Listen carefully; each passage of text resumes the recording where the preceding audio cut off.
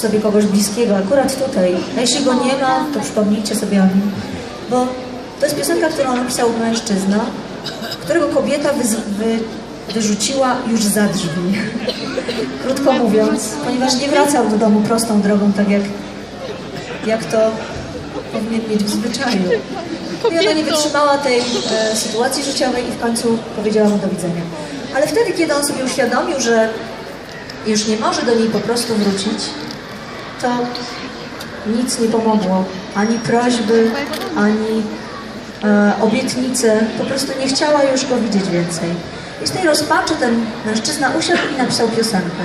To jest właśnie piosenka Wracam do domu.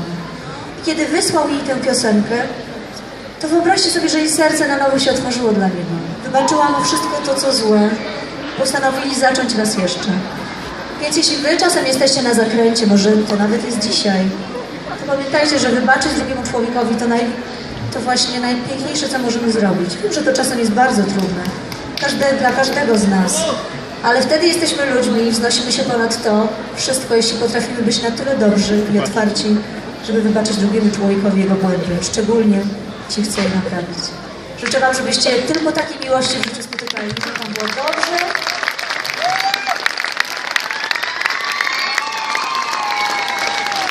Szczęśliwie i żebyście zawsze wracali do domu. A jeśli macie kogoś teraz, przytulcie go do siebie.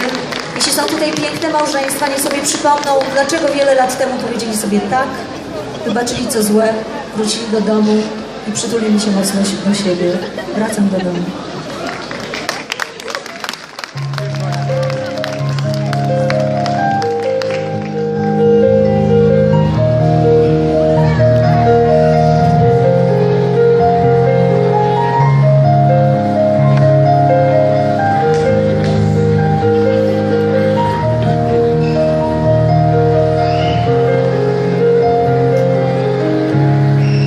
Wracam do domu.